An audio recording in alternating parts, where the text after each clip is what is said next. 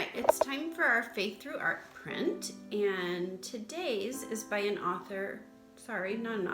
artist named James Wilfred Kerr. He's a well-known American painter. He was born in 1897, and wow, he lived till 1994. So that's a long time. He had a good long life. This painting is called the 7th Avenue Subway. It's an oil painting, and we've talked about how oil paintings normally have very vibrant colors, and I would say that this one does too. It was supposed to be a subway in New York, and it says the scene is peaceful. The writer's expressions are much like those we see on people who ride on public transit today. They're without moving, keeping to themselves, and seemingly in their own world. This painting belongs to the Museum of the City of New York. Okay, so the title of this art should give you a clue as to what the setting is. It's called the 7th Avenue Subway, so where do you think this is taking place? That's right, on a subway. A subway is an underground train, and this particular one is in New York. There's lots of cities that have subways. Where do you think the people in the painting, well, we already answered that. We obviously know now they're on a subway.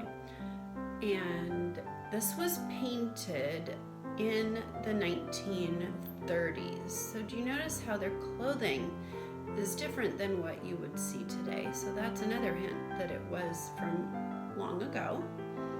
The people are also from a lot of different backgrounds. What do you notice about how different the people are? We have young people, we have older people, all different types of people on this subway.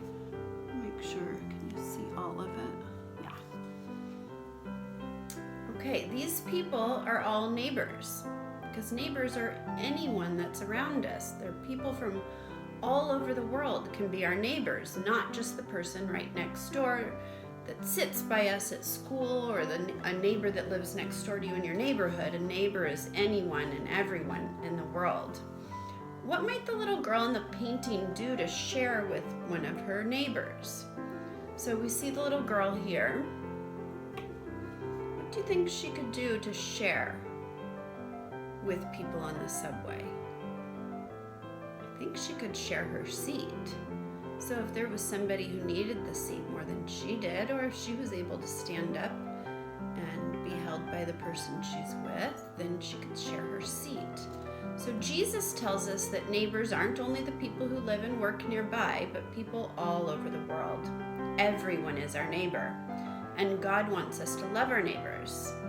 What might you do to share with one of your neighbors? So what can you do? Now, I don't want you to talk to strangers, so that's not what I'm talking about. But if you walk past somebody on the street, or you're riding your bike, could you smile or wave?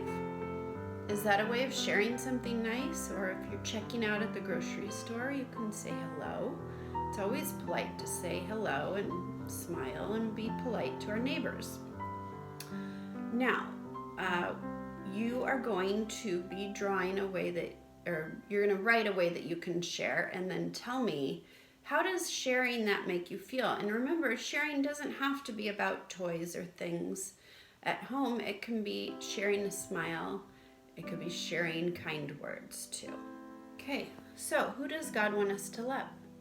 He wants us to love all of our neighbors, and Jesus wants us to love our neighbors too. When we love everyone, we are following Jesus. Loving our neighbors can be easy. We can smile, say hello. This week, let's try to be even more kind to our neighbors.